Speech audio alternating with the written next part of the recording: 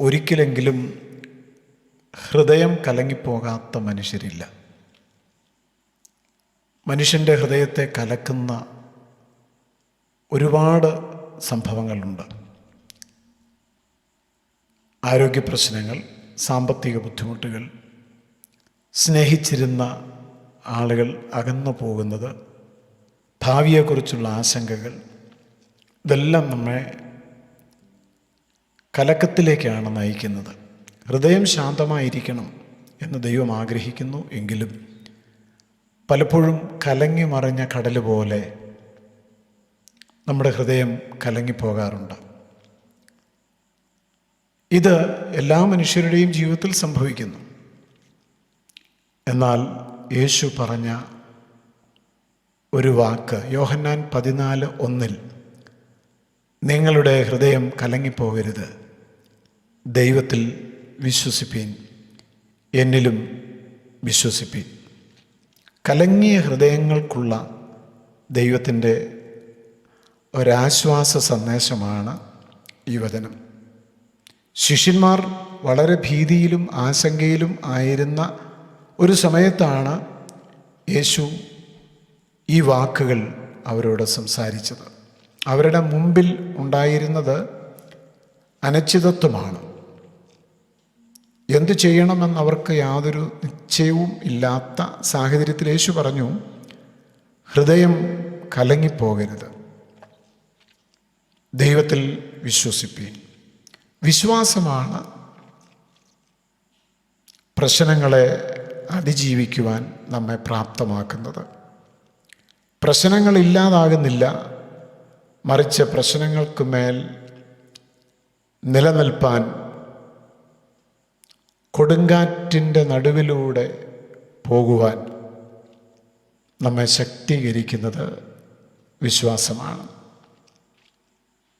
അതുകൊണ്ട് കർത്താവ് പറഞ്ഞു, കലങ്ങിപ്പോകരുത്. കലങ്ങിപ്പോയാൽ കലങ്ങിപ്പോകാതിരിപ്പാൻ നിങ്ങൾ ദൈവത്തിൽ വിശ്വസിപ്പീൻ. പത്രോസ് യേശു സ്നേഹിച്ച ഒരു ശിഷ്യനായിരുന്നു. എന്നാൽ യേശു പിടിക്കപ്പെട്ട രാത്രിയിൽ അവൻ്റെ ഹൃദയം വല്ലാതെ കലങ്ങി. എല്ലാവരും നിന്നെ ഉപേക്ഷിച്ചാലും ഞാൻ നിന്നെ വിട്ടു പോവുകയില്ല എന്ന് പറഞ്ഞ പത്രോസ് അവസാനം 3 പ്രാവശ്യം യേശുവിനെ തള്ളിപ്പറഞ്ഞു.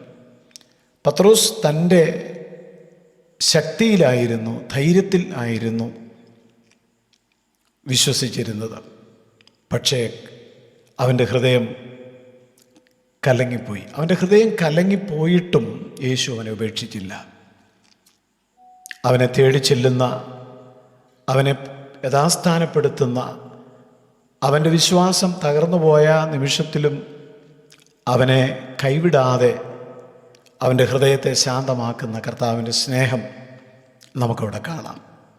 പത്രോസിൻ്റെ ഹൃദയം കലങ്ങിപ്പോയി. എന്നാൽ പൗലോസ് അപ്പോസ്തലൻ്റെ ജീവിതം പഠിച്ചാൽ ഹൃദയം കലങ്ങിപ്പോകാനുള്ള ഒരുപാട് കാരണങ്ങൾ പത്രോസിനേക്കാളും അധികം പൗലോസിനാണ് ഉണ്ടായിരുന്നത്. കാരാഗ്രഹത്തിലെ വാസം, സുവിശേഷം നിമിത്തം താനേറ്റ അടികൾ, അപമാനം, കല്ലേറ്, ഓടിച്ചു കളയുന്ന ഒരു പട്ടിയെപ്പോലെ തന്നെ ആട്ടി ഓടിക്കുന്ന അനുഭവങ്ങൾ, ഇതെല്ലാം അവൻ്റെ ജീവിത വഴിയിലുണ്ടായിരുന്നു. അവിടെയെല്ലാം പൗലോസ് പറയുന്നു, ഞാൻ ആരെ വിശ്വസിച്ചിരിക്കുന്നു എന്ന് ഞാൻ അറിയുന്നു, അവൻ എൻ്റെ ഉപനിധിയാണ്, ആ ദിവസം വരെ അവിടെ നിന്നെ കാക്കും എന്നെനിക്കറിയാം. പൗലോസ് കാരാഗ്രഹത്തിനുള്ളിൽ പാടുകയായിരുന്നു. കാരണം അവൻ്റെ ഹൃദയം കലങ്ങിപ്പോയില്ല. പ്രശ്നങ്ങളുടെ നടുവിലും ഹൃദയം കലങ്ങാതെ പൗലോസിന് മുന്നോട്ട് പോകുവാൻ കഴിഞ്ഞത് അവൻ്റെ സാഹചര്യങ്ങൾ വ്യത്യാസപ്പെട്ടതുകൊണ്ടല്ല, മറിച്ച് ക്രിസ്തുവിലുള്ള പൗലോസിൻ്റെ വിശ്വാസം കോൺക്രീറ്റ് പോലെ ഉറപ്പേറിയത് ആയതുകൊണ്ടാണ്. ഈ 2 ദൈവമനുഷ്യരുടെയും ജീവിതം നമ്മോട് സംസാരിക്കുന്നത്, പത്രോസ് നമ്മോട് പറയുന്നു, ഞാൻ എൻ്റെ സ്വയത്തിൽ ആശ്രയിച്ചപ്പോൾ എൻ്റെ ഹൃദയം കലങ്ങിപ്പോയി, എന്നാൽ കലങ്ങിയ എൻ്റെ ഹൃദയത്തെ ശാന്തമാക്കി വീണ്ടും ദൈവം എന്നെ യഥാസ്ഥാനപ്പെടുത്തി. പൗലോസ് പറയുന്നത്, ഹൃദയം കലക്കുന്ന ഒരുപാട് പ്രശ്നങ്ങൾ എൻ്റെ ജീവിതത്തിൽ വന്നു. പക്ഷേ ദൈവം എനിക്ക് വിശ്വാസം ധാരാളമായിട്ട് നൽകിയതുകൊണ്ട്, ആ വിശ്വാസത്തിൽ ഞാൻ നിലനിന്നതുകൊണ്ട് എനിക്ക് ധൈര്യത്തോടെ സമാധാനത്തോടെ യാത്ര ചെയ്യുവാൻ കഴിഞ്ഞു. ഇന്നും ദൈവം നമ്മോട് പറയുന്നത്, ദൈവത്തിൽ വിശ്വസിപ്പീൻ, നിങ്ങളുടെ ഹൃദയം കലങ്ങിപ്പോകരുത് എന്നുള്ളതാണ്.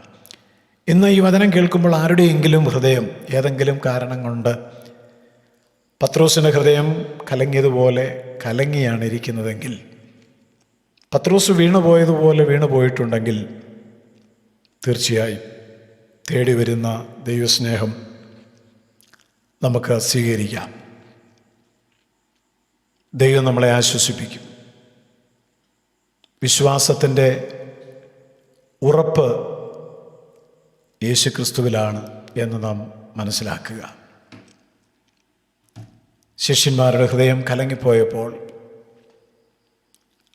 മുന്നിൽ അവരുടെ ഭാവി അനിശ്ചിതത്വത്തിലാണെന്ന് അവർക്ക് തോന്നിയപ്പോൾ, ഇതുവരെയും ഞങ്ങളോടൊപ്പമുണ്ടായിരുന്ന യേശു ഇനിയും ഞങ്ങളോട് കൂടെയില്ല എന്ന് അവർ തിരിച്ചറിഞ്ഞപ്പോൾ, അവരുടെ ഹൃദയത്തെ കണ്ടുകൊണ്ട് കർത്താവ് പറയുക,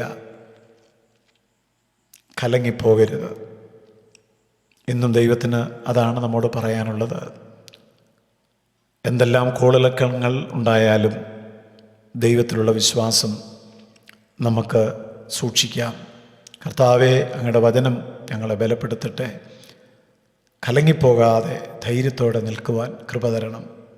ക്രിസ്തുയേശുവിൻ നാമത്തിൽ ആമേൻ. നിത്യജീവമൊഴികൾ നിന്നിലുണ്ട് പരനെ, നിന്നെ വിട്ടിട്ടടിയങ്ങളെങ്ങു പോയി വസിക്കും, നിന്നെ വിട്ടിട്ടടിയങ്ങളെങ്ങു പോയി വസിക്കും. നീയല്ലോ ഞങ്ങൾക്കുള്ള ദിവ്യ സമ്പത്തേശുവേ.